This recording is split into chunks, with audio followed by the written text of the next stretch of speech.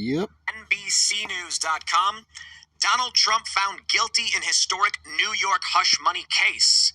A New York jury on Thursday found Donald Trump guilty on all 34 felony counts of falsifying business records, the first time a former U.S. president has been convicted of a crime. The jury reached its verdict in the historic case after 9.5 hours of deliberations, which began Wednesday. He'll be sentenced July 11th, 4 days before the Republican National Convention. He faces penalties from a fine to 4 years in prison on each count. Although it's expected he would be sentenced for the offenses concurrently, not consecutively. Quote, "This was a disgrace. This was a rigged trial by a conflicted judge who was corrupt," Trump fumed to reporters afterwards. Now, as for his sentencing, he's not yet a convicted felon. A lot of people, of course, are going to play the semantic game in media. They already are. But formally, he's a convicted felon after sentencing. So the jury has reached a verdict. Conviction comes when the sentencing is entered into the court, and then they apply the sentence. Now, there's a possibility they may just fine Trump some light little garbage fine. Just a little bit. Maybe they say, $300,000 fine for this and have a nice day, just so that they can say he's a convicted felon. But I wonder if there's a possibility. I don't think prison is within the realm of possibility, but I wonder if they try to house arrest Donald Trump to Trump Tower right before the RNC so that he cannot be present for the nomination.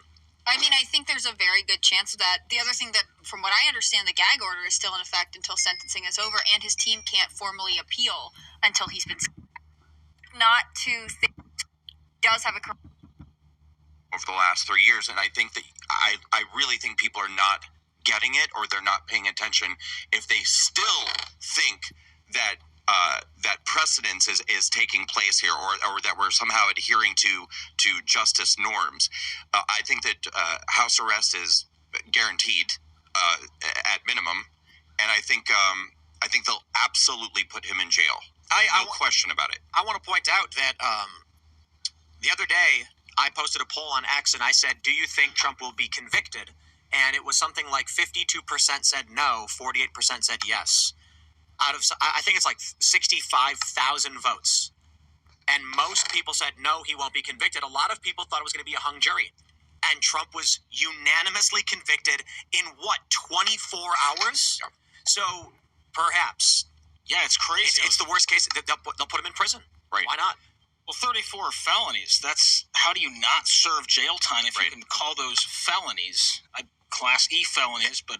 That's the argument they're going to make. Right. When they do say, Trump, you're going to go to prison for, we'll call it 18 months and then 2 years of probation or something, the response in the media is going to be like, he was convicted on 34 felonies. Of course he's going to get locked up.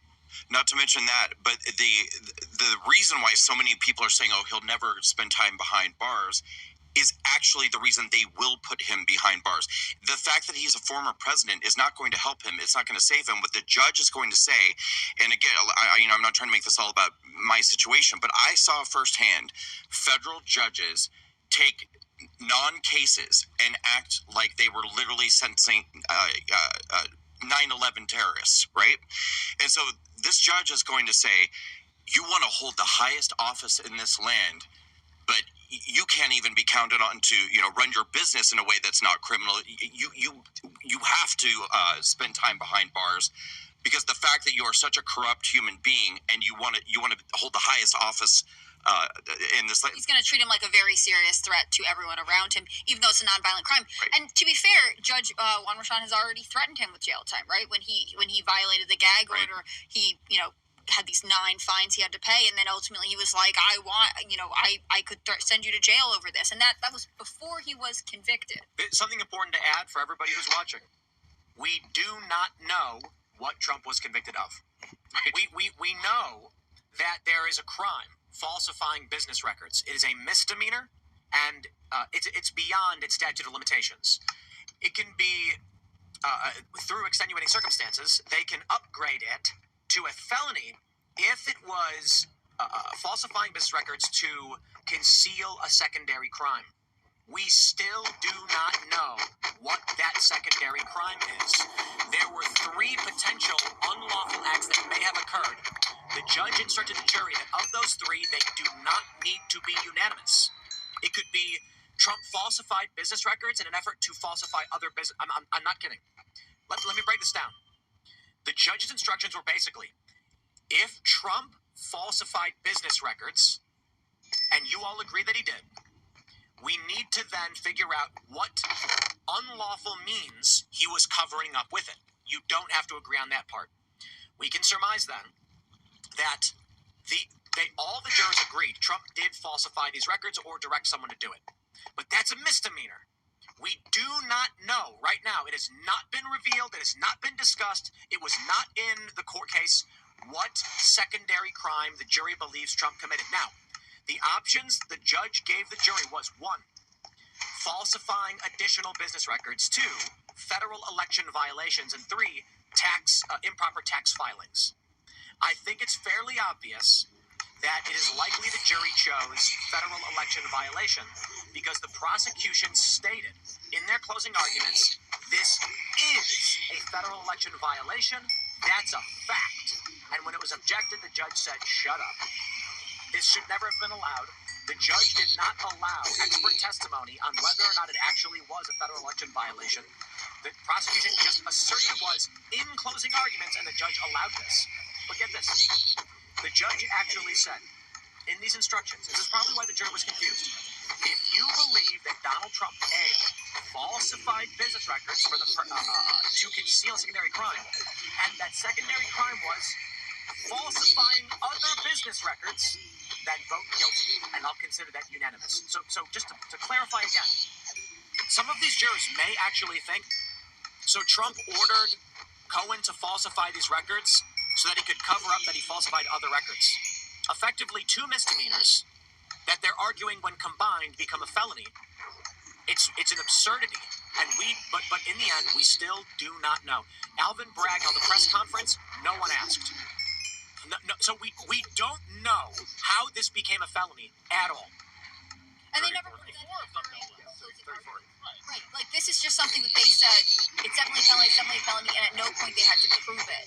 And this is where it comes down, like, on appeal, we know there's a lot of stuff that Trump's team could argue. The legal theory behind this is so weirdly woven together, it's not really credible. And it really seemed to me, from the outside perspective, that so much of it came down to what the judge was willing to allow. And obviously, people talk about this all the time. The judge has his own ties to supporting Biden. His daughter has, own political activities. But ultimately, it is was not Trump, and I'll play it for you. Uniting behind Trump. Whatever opposition he faced in the primaries has largely melted away. And the trials against him keep him in the spotlight, infuriate his base, who sees him as a martyr, and even may serve to make him the object of some sympathy among people in general who believe that his prosecutors are politically motivated. This happens to be true, in my opinion. I doubt the New York indictment would have been brought against a defendant whose name was not Donald Trump. CNN, MSNBC, and they're the more partisan outlets, have all been stating through this trial, it's confusing, it's unprecedented, we don't know what this is about, and CNN going as far as to say it is politically motivated and would not have been brought against anyone else. That's the message you need to share with your friends and family. So there's a Hustler Casinos, they do these poker live streams.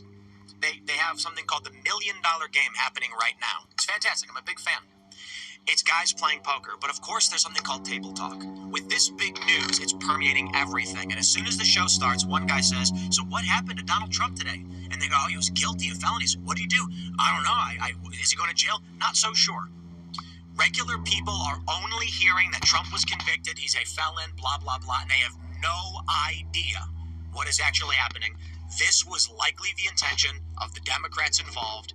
They know that the average person will not be paying attention to the finer details of how they lied, cheated, and stole their way into political power. I think you're right. I mean, there was a poll from, I think it was Emerson College, that they were saying basically 55% of Americans say they've not been closely following this trial at all. But this is so meteoric that it's going to puncture through people who even are not interested in politics, right? It's going to be unavoidable. People are going to see the headline, Trump convicted, which is, I think, ultimately any sort of progressive activist's dream. They want it to be like, but wasn't he convicted? How? Because the immediate news headlines that I got hit with after was, can he still hold office?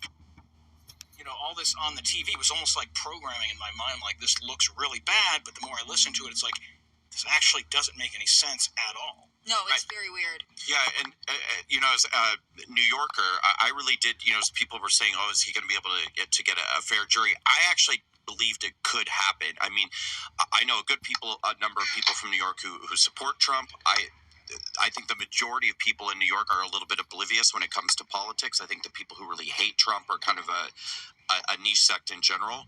But when they came back and said 34 guilty on all 34 counts. I mean, that doesn't happen. If they had convicted on a few things and the jury said, these were actually pretty confusing or we're not sure.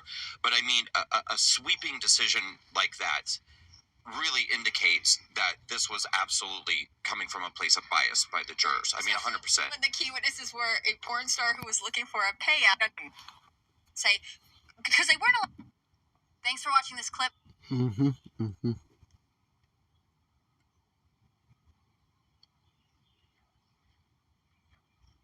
I'm asking for every pro-Trump patriot watching this video to click the link below.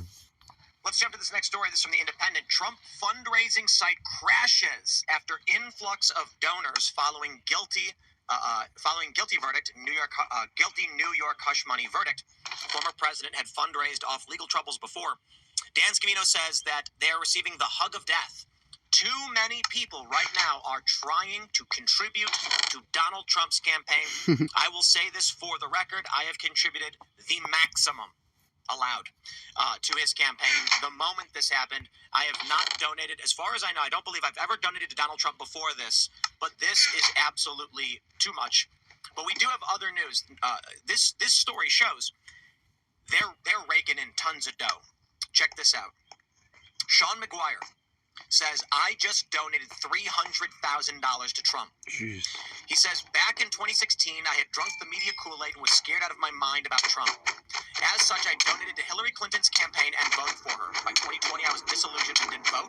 I didn't like either option. Now, in 2024, I believe this is one of the most important elections of my lifetime, and I'm supporting Trump. I know that I'll lose friends for this. Some will refuse to do business with me. The media will probably demonize me, as they have so many others before me. But despite this, I still believe it's the right thing to do. I refuse to live in a society where people are afraid to speak.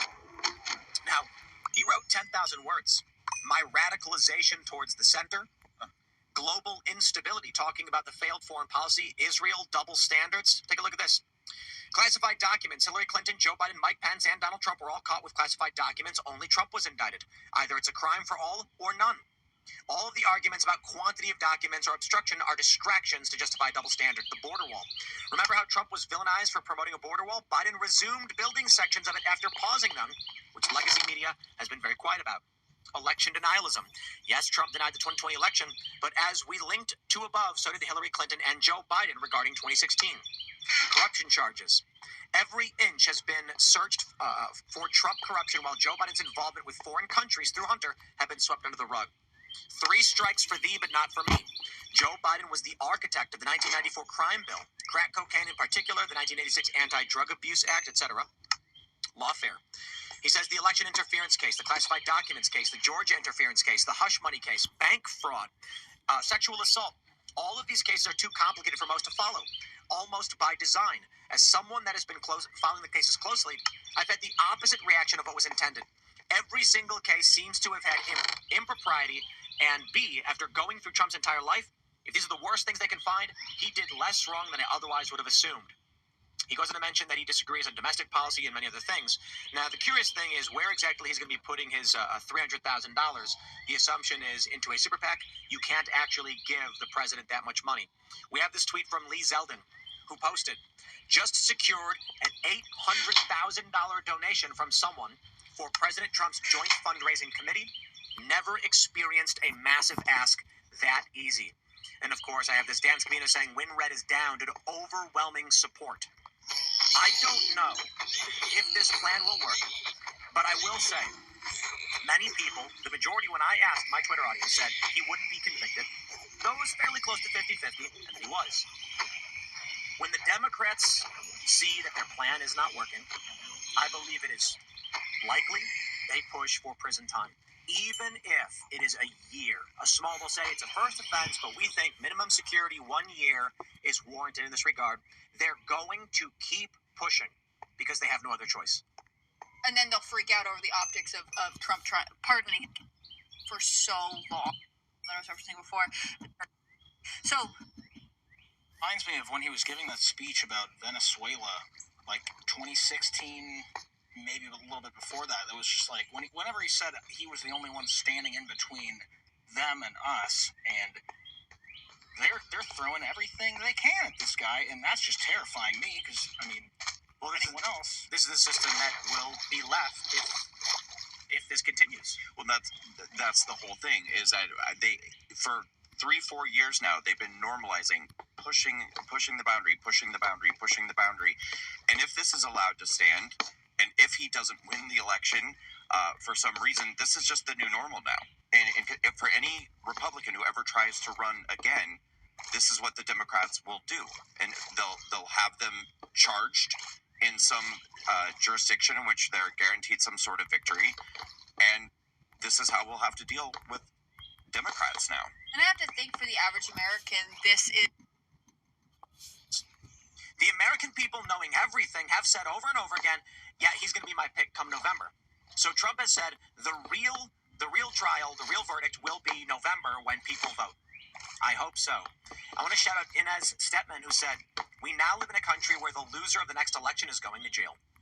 It's true. Well, and the Biden... Whoever loses in November will go to jail. Assuming Biden has the health in November, he's very old. If Biden loses, there's the AG gets appointed. They start digging through Biden's crimes, the Clintons, and all of that, and they're gonna go to jail. Unless for some reason Trump just says no, we're not gonna lock him up, like he did last time. Better not do that. I think Trump might be in jail before he loses. Yeah, I think that The Federal Elections Commission and the Department of Justice both said there was no crime. Right. So the number 3 guy in the DOJ resigns, goes to New York, takes a job just to prosecute Trump probably because his bosses said no, there's nothing here. right, because this has been turned down Crazy. Who is this? Yeah. There's more to come. Obviously, it doesn't stop here. We've got the Georgia case. We got the documents case. Now, it seems like Judge Ken, that's the documents case, right, is actually basically pushing back on these corrupt Democrats like, no, you can't do these things. We'll see how that ends up working out because this is, there are a lot of people posting things about civil war or war and conflict. Whoever had the bet that it would take 24 minutes, congratulations. I don't know what square you've been in. People were saying, how soon until an episode will Tim say civil war? But there's a lot of people who are pointing this out. The Democrats know they can't win. They are privately freaking out. There's Politico had the story just the other day. And so they're just going to try and stop Trump in any way imaginable. They're on TV smiling and laughing, saying, this is how we win. I think people on the right and regular working class Americans who don't pay much attention do not understand the plague of evil that exists in this country. Of people in power who hate you, don't care to play fair, they want to win, and then they want to spit on you and tell you that they will do anything to maintain power and your rules are meaningless. I'll give you an example. I knew a guy who was very big in a protester during Occupy, and we were all arguing for free speech. We believed in free speech. And then 7 or 8 years later, now he's Antifa, and I'm talking to him, and he's laughing, saying, you're an idiot. You didn't understand, did you? We only agreed with you because you were helping us get power. When we protested and you defended our free speech, we, of course, agreed with you because you were giving us power. Now that we have the power to go out and do what we want, we're laughing at you and you can't do anything about it. That's how they view this. So when they go on TV, when Fareed Zakaria says this is only because it's Donald Trump, and then other people on CNN are like, well, this is a good thing, isn't it? They're telling you outright. They want power. They'll take it by force. They're not here to play fair. Thanks for checking out this clip from Timcast IRL. Yeah. Watch the show live